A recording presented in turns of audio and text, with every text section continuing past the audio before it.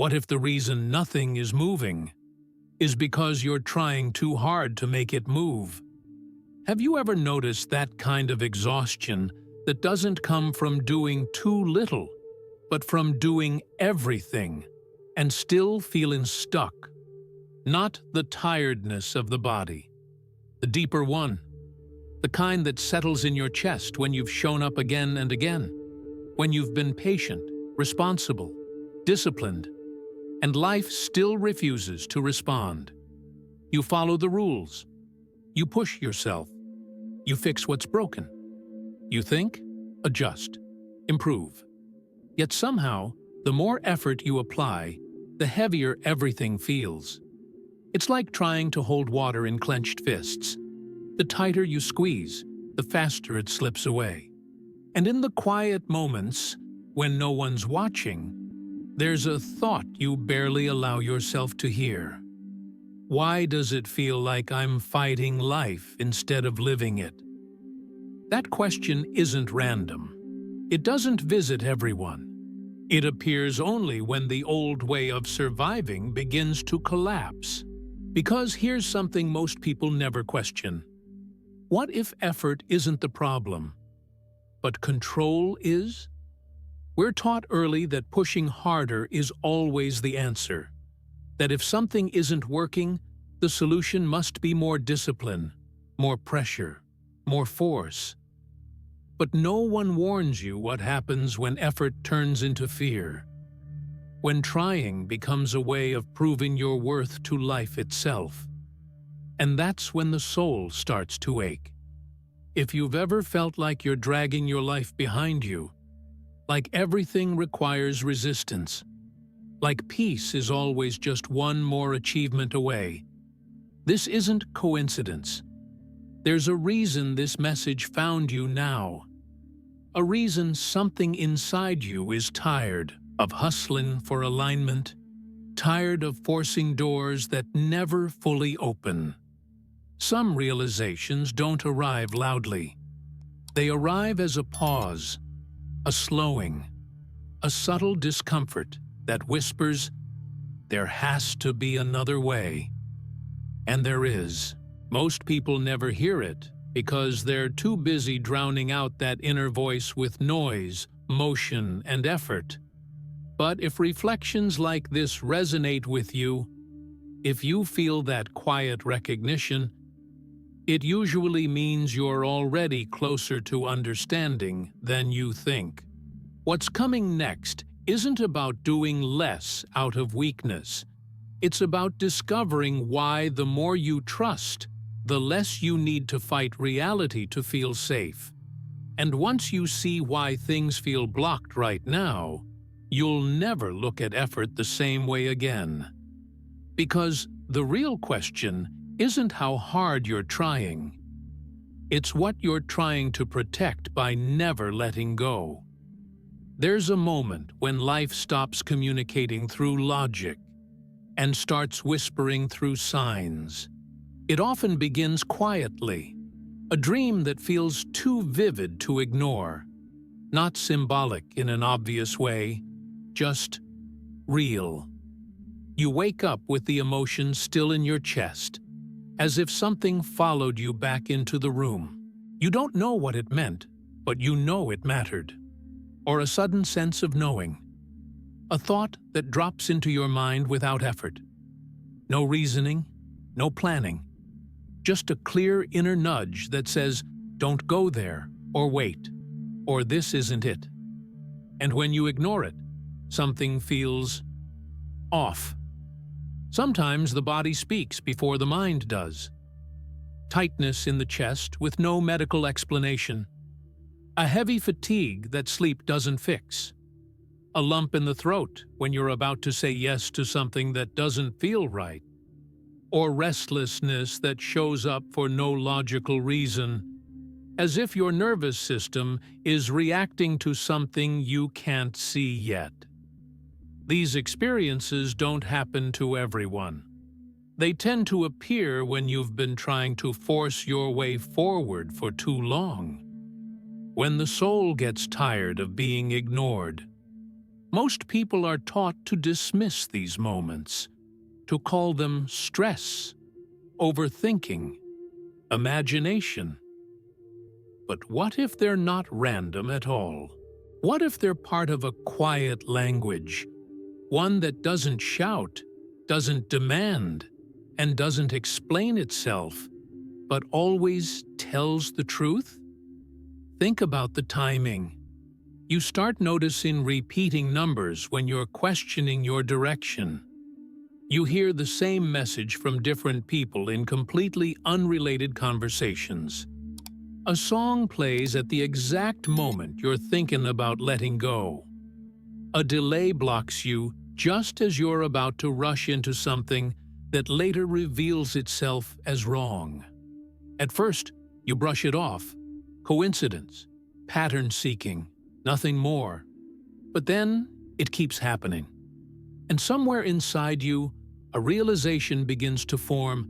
Life might be responding to you, just not in the way you were taught to expect. Because here's the part no one prepares you for. When effort stops working, meaning takes over. When pushing forward only creates resistance, the guidance shifts from external action to internal awareness. That's why this phase feels confusing. You're doing what you've always done, trying, fixing, controlling, but the feedback from life has changed. Instead of progress, you get pauses. Instead of clarity, you get sensations. Instead of answers, you get silence that feels charged. And silence is uncomfortable when you've built your safety on movement. Especially if you grew up believing that love had to be earned, that success required sacrifice, that rest was something you could only deserve after exhaustion. In that mindset, stillness feels dangerous. Waiting feels like failure. Trust feels irresponsible. So when signs appear, you don't know what to do with them. You feel torn between listening and pushing through anyway. You might even start questioning yourself. Why am I suddenly so sensitive? Why does everything feel heavier now? Why can't I just try harder like before? But what if this isn't weakness? What if this is the moment when life stops responding to force and starts responding to alignment? People often think spiritual signs are dramatic. Visions, voices, miracles. But most of the time, they're subtle because they're meant to be felt, not chased. They show up as discomfort before a wrong decision, as peace when you finally stop explaining yourself, as relief when something falls apart that you were afraid to lose. And the reason they feel so personal is because they are. Not everyone notices them. Only those who are close to burning out from trying to control everything do. If reflections like this feel familiar, if you've ever felt like life is nudging you without telling you why, it's usually because you're standing at the edge of a deeper realization. That there's a difference between effort and resistance, between action and fear, between movement and trust. Some people ignore these signals and push harder. Others learn to read them. And the moment you understand what these signs are actually responding to, everything you thought was blocking you begins to make sense. So ask yourself quietly, without rushing to answer, what if nothing is wrong, and life has been trying to guide you all along, just not in the language you were taught to listen to? There is a first sign that appears long before life changes on the outside, and almost everyone gets it wrong. Ancient traditions spoke about it in whispers. Mystics, monks, and philosophers described it not as a blessing, but as a threshold. It's the moment when effort stops producing results. Not suddenly, not dramatically, but quietly, persistently. until you start to feel confused, frustrated, and tired in ways you never felt before. Most people interpret this sign as failure. They assume something is wrong with them, that they're not disciplined enough, not smart enough, not doing enough. But the truth is more unsettling and far more powerful. This sign appears when your old way of surviving has reached its limit. In ancient teachings, this phase was described as the collapse of force, the point where pushing forward no longer opens doors because the soul is no longer meant to move through effort alone. Think about how it shows up. You try harder and feel heavier. You plan more and feel less clear. You fix external things, but the internal tension remains. It feels like life is resisting you, but it isn't. Life is responding to the energy behind your actions. When action comes from fear, fear of falling behind, fear of losing control, fear of not being enough, it creates friction. Not because fear is punished, but because it's unsustainable. Ancient systems understood something modern culture forgot. There is a difference between movement powered by alignment and movement powered by survival. Survival energy always feels urgent. It rushes, it overthinks, it explains itself, it proves, it tries to secure the future by controlling the present. And at some point, the body, the mind, and the spirit all rebel against it. That rebellion is the sign. It's why your intuition grows louder when you're exhausted, why your body reacts before your mind catches up, why you suddenly feel repelled by things you used to chase. This isn't regression, it's initiation. In older traditions, this phase marked the transition from external authority to internal guidance, from being driven by rules to being guided by resonance. But here's what makes it uncomfortable. You can't force your way through this stage. Trying harder actually delays it. That's why people feel stuck for years, repeating the same patterns, the same relationships, the same cycles, doing more of what once worked, even though it no longer does. The hidden meaning of this sign is simple, but not easy to accept. Life is no longer asking you to prove yourself. It's asking you to trust yourself. Trust your timing. Trust your internal signals. Trust that what's meant for you doesn't require constant tension to stay. This is why the first real lesson of trust feels like loss. Loss of certainty. Loss of control. Loss of the illusion that effort alone guarantees safety. But something replaces it, quietly. Presence, discernment, a deeper sense of no that protects you. A softer sense of yes that doesn't need justification. People who move through this stage often say the same thing. I didn't get what I was forcing, but I got something truer.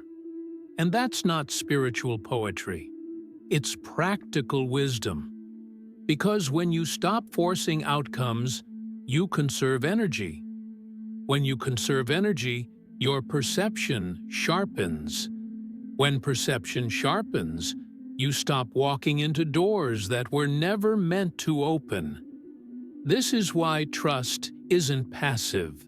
It's precise. It doesn't mean doing nothing.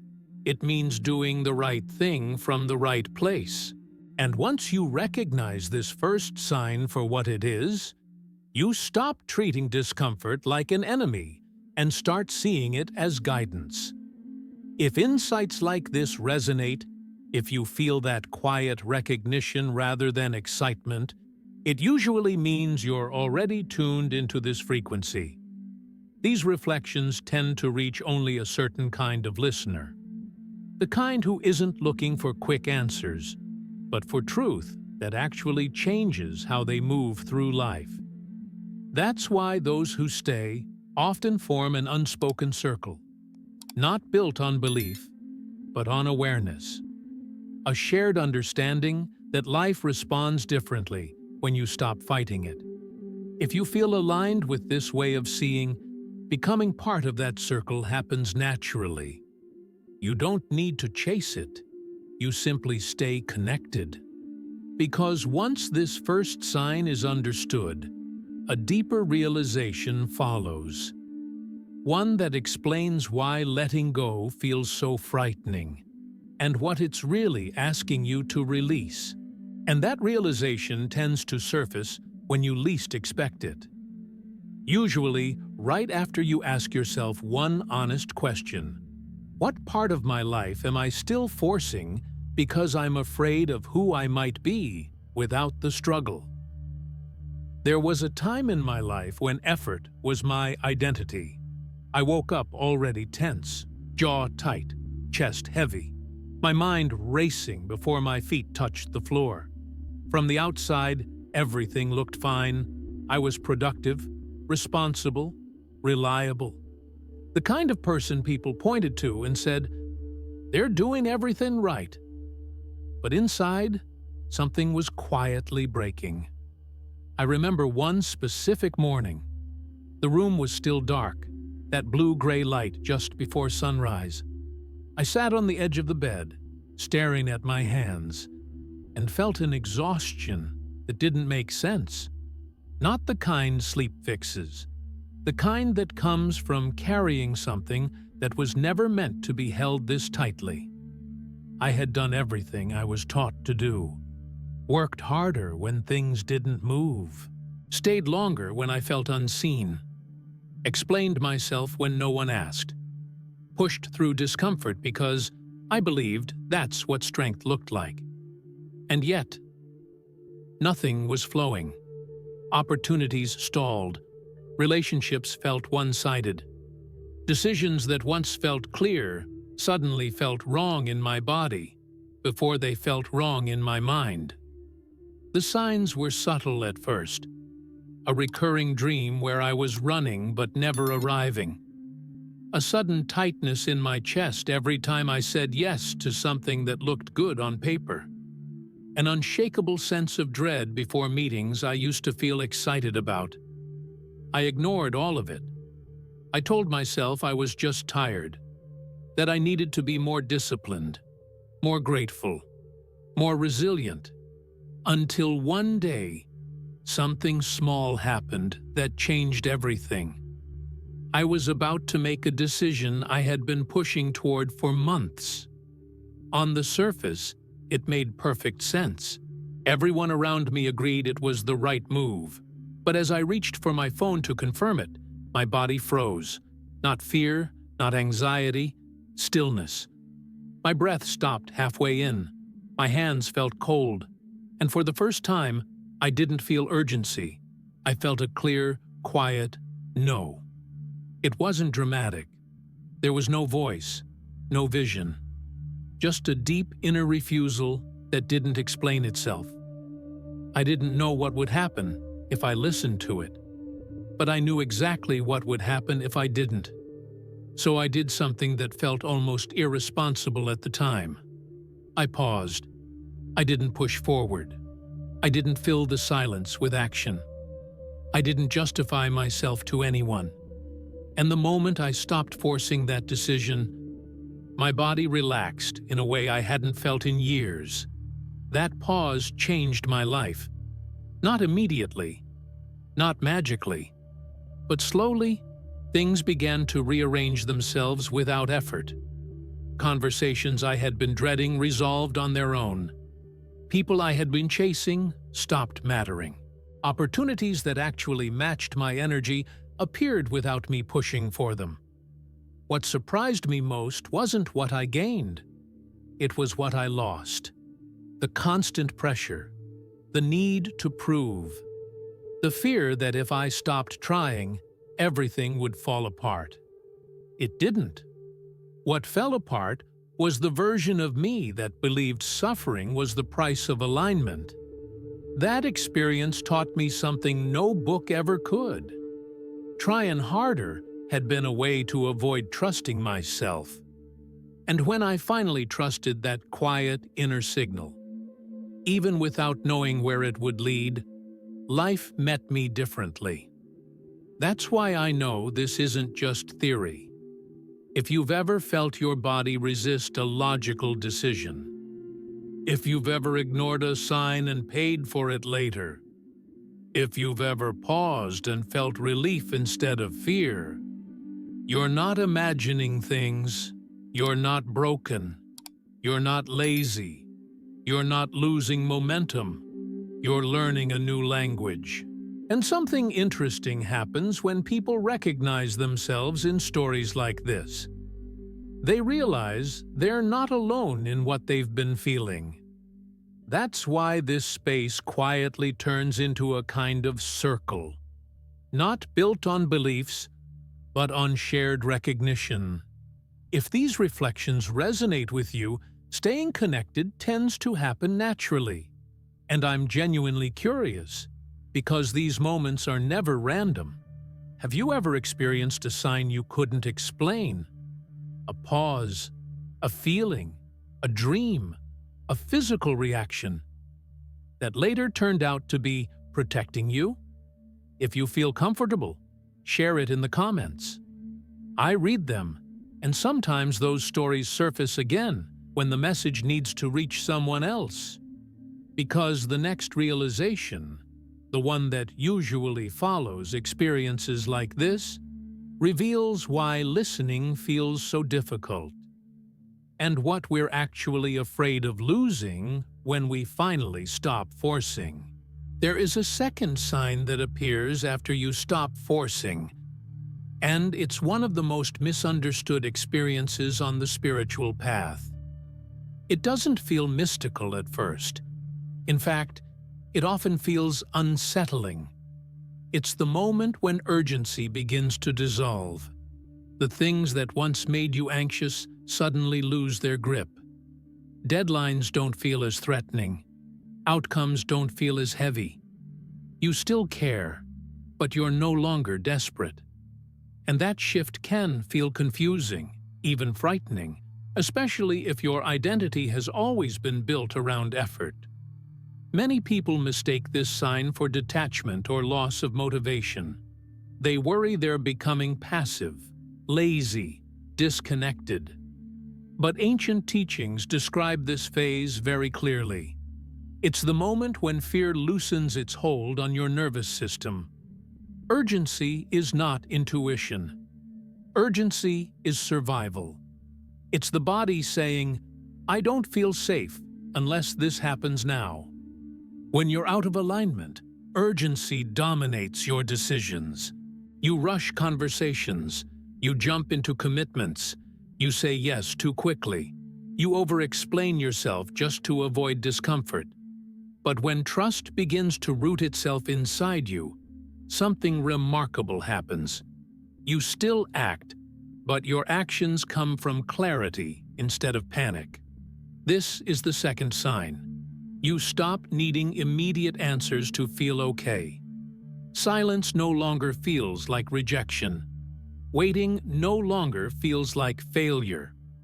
Pauses stop triggering stories about being left behind. That doesn't mean life becomes easy. It means your inner state becomes steadier. Ancient philosophers referred to this as inner stillness before outer movement, a phase where life reorganizes itself quietly, while nothing appears to be happening on the surface. This is where most people sabotage themselves, because the mind hates neutrality. When nothing is obviously wrong, but nothing is clearly happening either, the mind rushes to interfere. It tries to recreate urgency. It invents problems. It pushes you to act just to feel productive again. That's why learning to recognize this sign matters. So here's a simple way to tell the difference between trust and avoidance. Ask yourself this one question. Am I not acting because I'm afraid, or because nothing feels forced right now? Fear-based inaction feels tense. Your body is restless. Your thoughts loop. There's pressure underneath the pause. Trust-based stillness feels grounded. Your breath is deeper. Your body isn't bracing. There's space, not avoidance.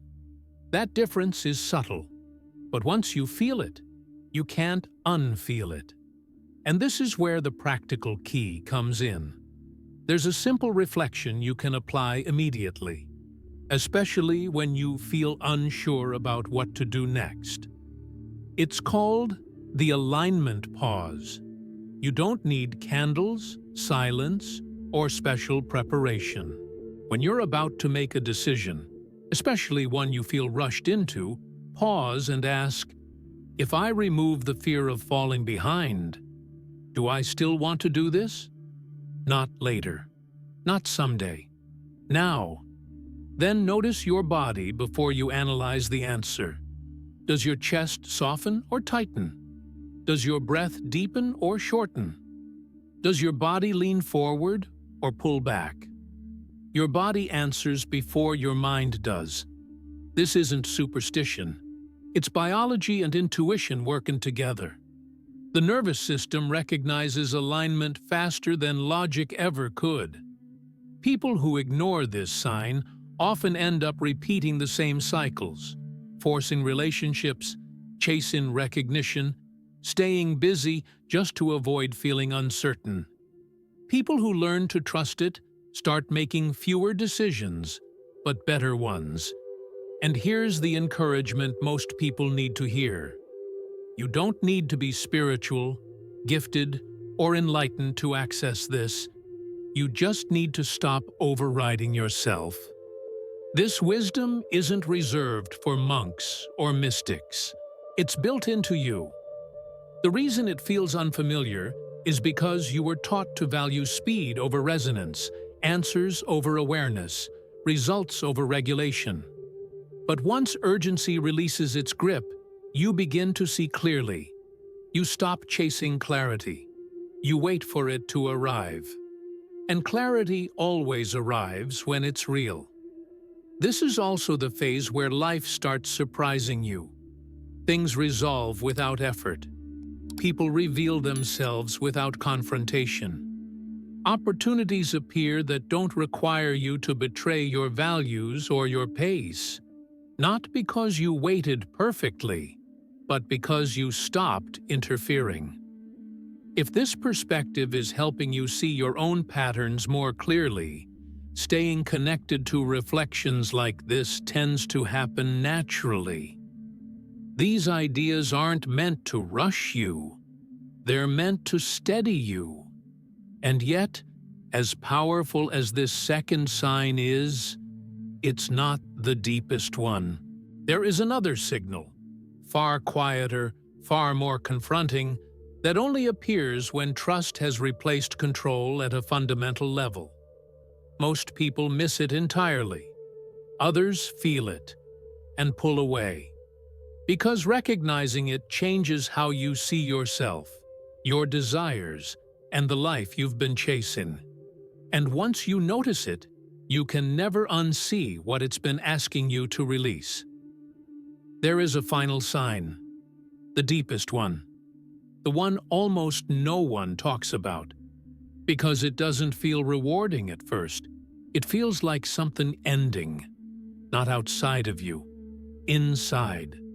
It's the moment when the thing you thought you wanted most no longer pulls at you the same way. You don't hate it. You're not disappointed. You're not bitter. You're simply quiet about it. This is the sign that confuses even spiritually aware people, because we're taught that desire is direction, that longing is purpose, that wanting something intensely means it's meant for us.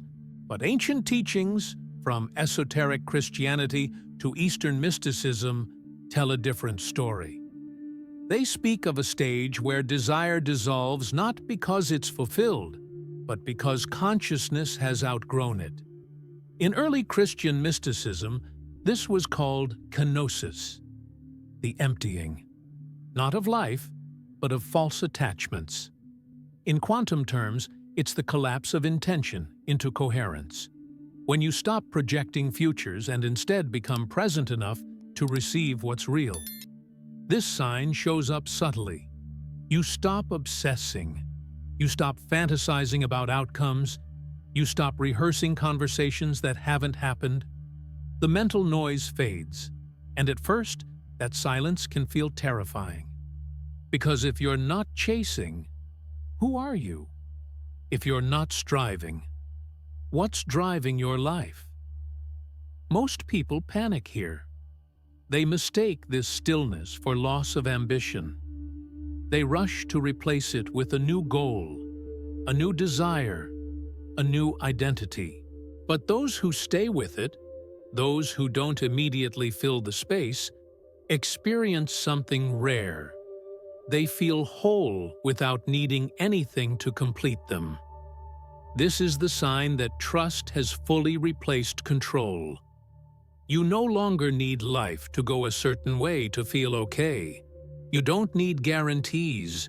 You don't need constant reassurance. And paradoxically, this is when life starts offering you more than you ever planned for, because now you're not attached to outcomes. You're aligned with truth. Ancient texts say, "Ask and you shall receive." But they leave out the deeper meaning. You only receive clearly when you stop asking from lack. This is why manifestation fails for so many people. They're asking from fear, from emptiness, from urgency. But when desire quiets, not dies, but softens, you become receptive. You're no longer bending reality to match your wounds. You're allowing reality to meet your wholeness. This is the spiritual climax few reach. And if you're feeling echoes of this now, a strange calm where anxiety used to live, a lack of urgency where obsession once ruled, it doesn't mean you've lost your way. It means you're no longer negotiating with life. You're listening. This kind of content exists for one reason only: to help people remember what they already carry. If this resonates, if something inside you is quietly nodding, supporting this space by liking the video and staying connected strengthens a community built on depth, not noise. This isn't created for algorithms or trends, but for those who feel before they believe. And when enough people gather in this frequency, something shifts, individually and collectively.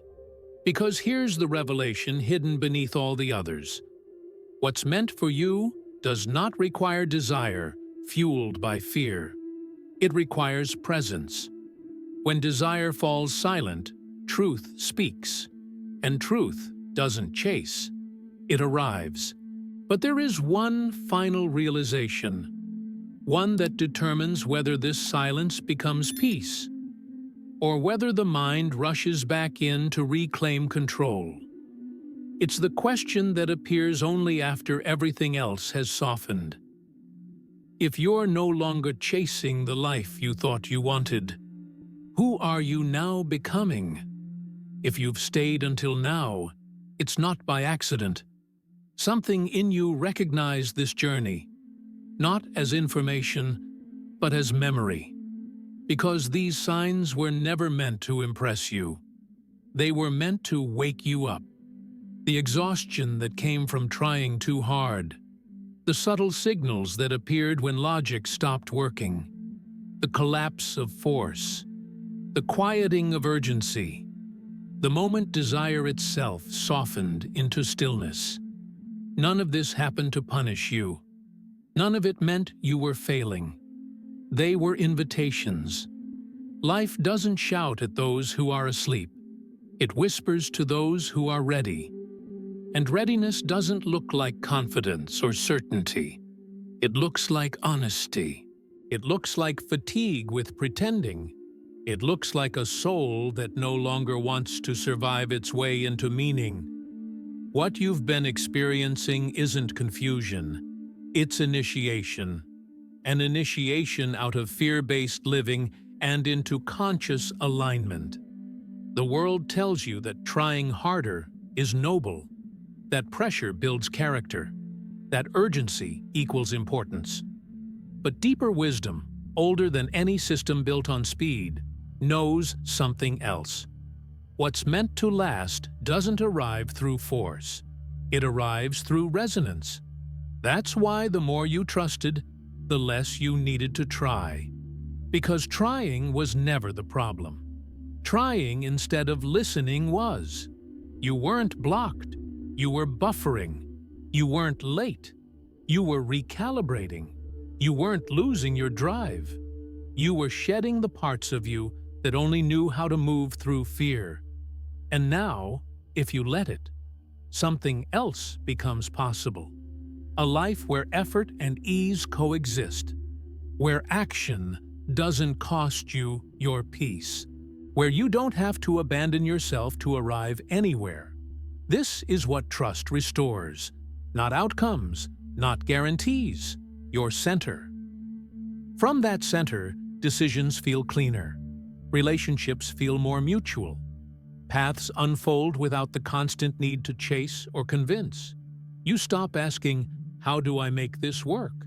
and start asking, "Does this honor who I am now?" That single shift changes everything. And here's the quiet truth beneath it all. You don't need to become someone new. You need to stop betraying who you already are. That's the real awakening.